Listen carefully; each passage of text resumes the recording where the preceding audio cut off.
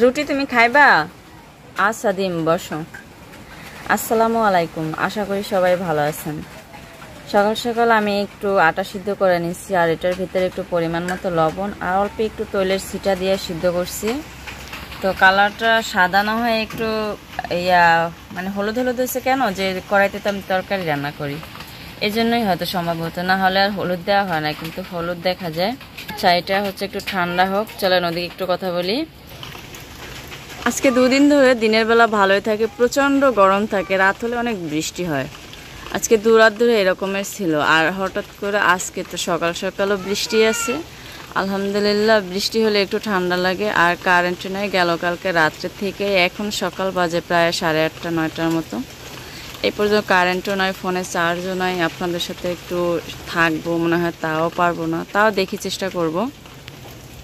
যে এটা হচ্ছে আমার ঘরের দুই পাশ, একটা হলো পূর্ব সাইডটা আর একটা হলো দক্ষিণ সাইডটা। জি মা, এরে ধরে রইছো, আনছো হাতে কইরা খাও মা, খাই খাও। আমাদের বেলুন ফিরা কই সাফন, যাও যাও যাও। এগুলো আমি ধুইছিলাম অনেক সুন্দর করে, আমি না ধোয়াই আসলো। তারপরে কিছু কিছু সময় কি হয় যে এমনি এমনি ধোয়াটাই ফাঁকন্দা করে থাকে। সাফন জুতা পরো আগে। আমি এটারে যে অনেকক্ষণ ধরে মাজলাম, মাইজে একদম নরম করে ফেলাইছি। আর এটা সবচেয়ে বেশি সুন্দর হয় তৈলের গুণে আমার মনে হয়, কারণ তৈলটা দিলে আর ফিরাটার সাথেও লাগে না, যে একটু আটা কেন ফিরার সাথে লাগে না। খাইবা তুমি? ওরে আল্লাহ রে, ওইছে অন্ঠ। তো এই যে আমি একটা রুটি বানায় নিছি, এটারে যতই যা কিছু করে কোনো কিছুতে ভাঙবেও না বা লাইগাও পড়বে না, কারণ আজকে আটাটাও সুন্দর হয়েছে কাই করা। আর মাইজাও নিচে বেশি টাইম নিয়ে, তো 3টা রুটি করছি। এই একটা বানাইলাম, এই একটা, আর সাফান একটা নিয়ে বসে রয়েছে। না তোমার তারা লাগবো না, আম্মুই ধরতে পার মনে বাবা। আমার এই তাওয়াটা যে মোটা, এটা গরম হইতে হইতেই আমার গ্যাসের বোতল ফুরাই যাবে। কারেন্ট নাই, ওই যে ফাঁকা দিয়ে একটা লাইট জ্বালা দিচ্ছে, আর ওইটার আলোতেই কিন্তু এই যে আমি কাজ করতেছি। কি দেখ বাবা, কি দেখবা? তো আমি এই যে লাকড়ি চুলাটা ইচ্ছা করলে জ্বালাইতে পারতাম, কই থাক। জি বাবা বসো, তোমার দেখা লাগবে না। তো এই না কাদা কাদা রুটি বেলতে বলে আমার ফুলায় আড়া চলা করে, হের লেগে কই থাক, আবার সকাল সকাল কাদা দিয়ে বসে যাব। আর এই যে রুটি বানাইছি দেখেন না, ওমা আবার উঠছে এনে না, 3টা করছিলাম, এটা একটু ছোট হয়েছে। সাফন আবার এটা থেকে একটু খাইয়া ফেলাইছে, এর লেগে দূরে রাখতে হবে, নাহলে ভেঙ্গে লাগবে। জি মা যাক। আমার এই একটা রুটি হইতে কতক্ষণ সময় যে লাগছে, এখন পর্যন্ত ভালো করে একটা দাগ লাগে না।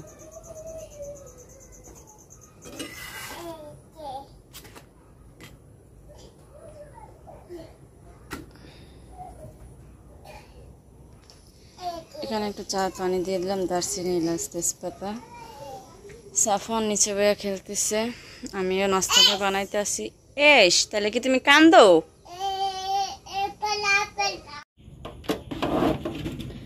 তো আমাদের চা খাওয়া শেষ, একটু বিছানাগুলো গোছালাম, ভাবলাম এখন কাজে লাগা পড়ি। চুলাগুলো জং ধরা যাইতেছে, যে দেখতেছেন অনেক দিন ধরে, কম হলো 3-4 মাস হয়েছে চুলাটা ধুইছি, প্রচুর জং দেখেন। দেখি ধোয়ার পর আবার এগুলো সব উঠে কিনা, যেহেতু এটা আমার অনেক শখের। বা সাফন সাফন এটা ধরবো না, হ্যাঁ এটা ধরলে কিন্তু বালতিটা ভেঙে যাবো আমার। এগুলো নিয়ে পুকুরে যাম, এগুলো পুকুরে স্টিলের সোফা দিয়ে সুন্দর করে ডইলা ডইলা ধুম। আর এই সমস্ত যে ডুমাগুলো দেখতেছেন, এগুলো আমি ইচ্ছে করে ফেলাইছি, এগুলো আমি একটু দিয়ে দিই এটা গ্যাসের চুলা ঢাকার জন্য। আর এখন পাউডার নিতে হবে। এটা হচ্ছে তিশাপার দেওয়া সেই চুলাটা, তিশাপা মনে হয় যে হাইস্ট 2 থেকে 2.5 বছর ব্যবহার করছে, তারপরে চুলাটা কিন্তু আমার দিয়ে দিছে।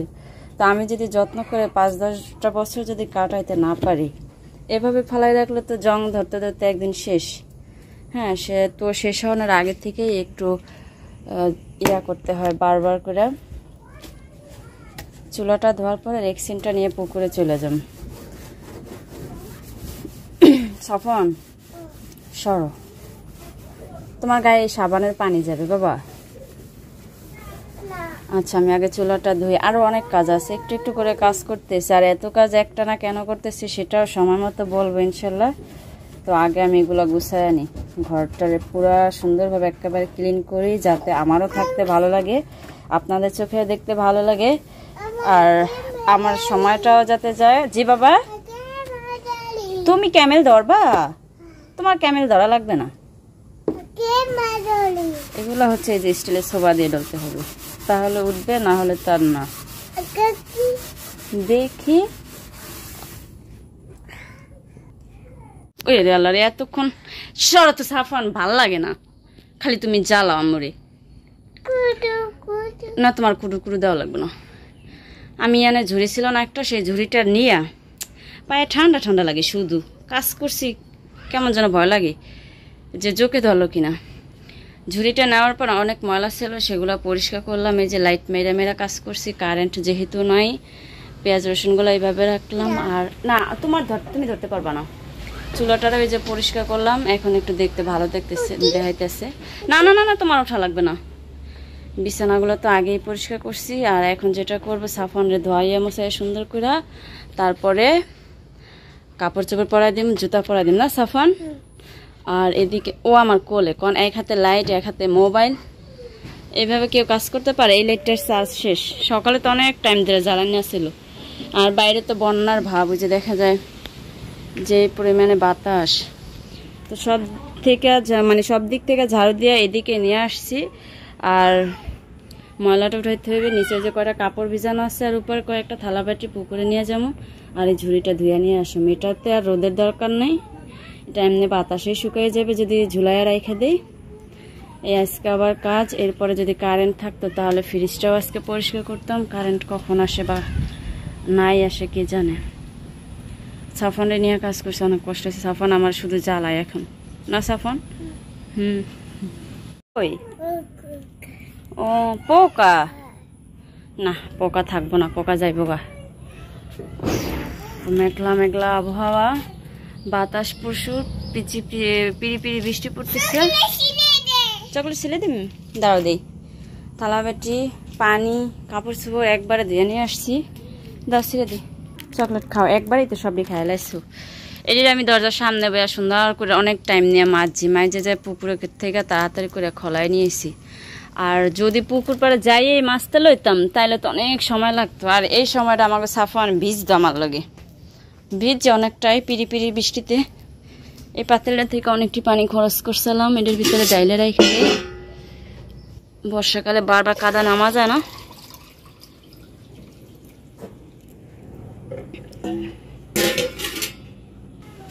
আর এই পানিটি দিয়ে ধোয়া পাল্লা করা যাবে অনেক, শুকনো জায়গাটায় রাখি। সকালটা থেকে শুধু কাজ কাজ, বেলা বাজে এখন 11টা। না না তোমার লালিলিরে দেখা লাগবো না, লালিলি হচ্ছে সে যে চাচ্ছি লাবণী, আমি লাবণী ডাকি না, ও ডাকে লাবণী তো কইতাম না, লালিলি কয়। আমি দেখি লালিলি লালিলি দেখি।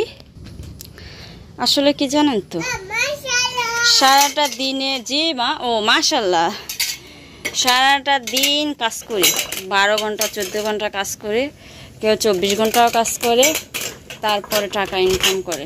যখন খরচ করতে যায় তখন মিনিটের ভিতরে শেষ, বাইর করবো কেমনে? সেম একইভাবে কত দিন কত মাস বছর কাম করছি, তারপরে এই জিনিসগুলো পাইছি। শুধু শুধু তো আর আমার দেয় নাই, কিন্তু আজকে যে এগুলো ব্যবহার করে কয়েক বছর হয়ে গেছে, আর কতদিন থাকবে, নষ্ট হয়ে যাইতেছে। চাই দেখি জোড়া তালি দিয়ে যত্ন করে যে কয়টা বছর পার করতে পারি। এটা পুরোটাই নষ্ট হয়ে গেছে, অনেক যত্ন করেই, তারপরও যদি এরকম হয় যে ফাইটে গেছে, প্রত্যেকটা পার্ট ফাইটে গেছে। এই যে মানে সব, কোনোটাই ইয়ে নাই, ভালো নাই। এই যে এটাও হয়তো কোনো কিছুর বিনিময় ছিল।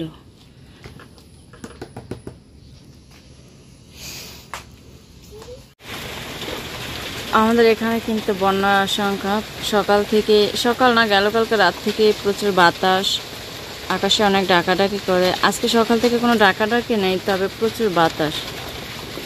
জানি না যে কি আছে কপালে, তবে খুবই ভয় লাগে। রাস্তা দিয়ে মানুষজন হাঁটাহাঁটি করে, তারা বলাবলি করতেছে প্রচুর পানি উঠতেছে। যারা জাল দিয়ে মাছ ধরতো তারা নাকি এখন আর মাছ ধরতে পারতেছে না পানির কারণে, প্রচুর পানির এখন চাপ। তো আল্লাহ হেফাজত করেন আপনি, আর আপনারা দোয়া করবেন। আমাদের ঘরের চারপাশে এত পানি ছিল না, এখন আমি চারপাশে ঘুরি আর দেখতেছি যে প্রচুর পানি উঠে গেছে, মনে করেন 2-3 ঘন্টার ব্যবধানে। তারপর বৃষ্টি তো আছে সারাদিন।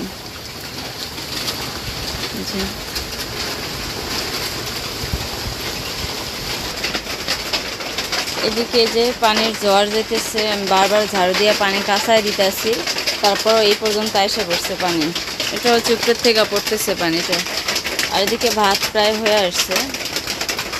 আমি হচ্ছে গিয়ে আলু কুচায় নিচ্ছি ভাজি করার জন্য, আর ডাল রান্না করছি। ভাত এখন চুলায়, সাফনের ঘুম পাড়াইলাম।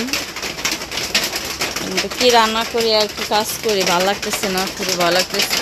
ভাতটা দিয়ে প্রচুর পানি, ভাতটা ঠিকা দিয়ে দিলাম আর ভাজিটা চুলায় দিয়ে দিলাম। বৃষ্টির অনেক শব্দ, সবাই মাফ করবেন। আর আমার ভিডিওটা যে যেখান থেকেই দেখেন সবাই দোয়া করবেন, আল্লাহ যেন বড় বিপদ থেকে রক্ষা করেন। আর এ বাড়িতে যত বড় হোক আর ছোট, যত বিপদই হোক বা যত সমস্যাই হোক, আমাদের মা ছেলের জন্য আল্লাহ মালিক ছাড়া আর কি হয়ে নাই। হাজার সমস্যা হলে কেউ ডাইকাও জিগাবে না, সেটা আমি বেশ ভালো করেই বুঝি। তো সবাই মাফ করবেন আর দোয়া করবেন আমাদের জন্য। আল্লাহ এবারের মতো মাফ করুক। খুব ভয় লাগতেছে, আমি শুধুই জানালা দিয়ে তাকাই যে কখন কি হয়। অনেক পানি উঠতেছে। একবার দেখি একটা গাছের গোড়া পর্যন্ত আসতে পারিনি, পরের বার এসে দেখি সে গাছের গোড়া ডুবে গেছে গা। আর আমার ঘরের সাথে আবার চারপাশে কিন্তু অনেক মোটা মোটা গাছ আছে, আর এই বাতাসে হচ্ছে গাছ পড়ে যাওয়ার সম্ভাবনাই বেশি থাকে।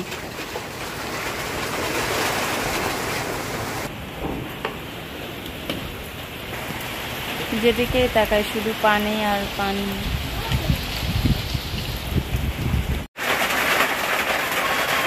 আমি গতকালকে ঠিক করে আনছিলাম আমার বড় জালের দিয়ে এই চেনটা, আর এই চেনটা হচ্ছে গিয়ে সালমানের একদম ছোটোবেলা ওর মামা দিছিল সেই চেনটা। সেটা বারবার ছুটে যায়, আবারও ঠিক করলাম, দেখি পড়লাম, কালকে রাত্রে পড়ছিলাম আমি। তো আবার যদি ছুটে যায় তাহলে নতুন করে আর একটা বানাম এটা ভেঙ্গা। আর নাকফুলটা এই যে এটার একজন একটা পাস্তা আনছিল আমার জালে, সেই পাস্তাটাও দিয়ে নিচ্ছি। দেখা যায় এখন আসলে কি বিবাহিত নারীরা যদি নাকে নাকফুল না পরে, হ্যাঁ, তো অনেক বাজে দেখা যায়। সবসময় একটা অনেক বছর ধরে পড়াছিলাম, হঠাৎ করে খুলছি না, কীরকম নিজে চিনতে পারি না নাকফুলটার কারণে। আর এই নাকফুলটা তো অনেক মূল্যবান সব নারীরই, আর আমার কাছে সেম একই। আচ্ছা, আজকের ভিডিওটি যদি ভালো লাগে অবশ্যই লাইক কমেন্ট করবেন।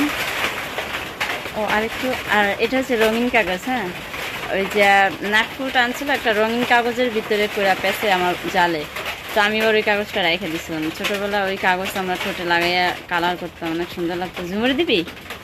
তো ঝুমুরের সামনেই আমি দিলাম, তো কইতেছে রং হয়েছে, তো রং হয়েছে। তো গোলাপি কালার, অনেক সুন্দর কালারটা। আর আমি হালকা করে রেখে দিচ্ছিলাম। গোসল করে আসছি, খাওয়া দাওয়া করছি, তো ভাবলাম এখান থেকে ভিডিওটা শেষ করি। ভালো থাকবেন সবাই, আসসালামু আলাইকুম।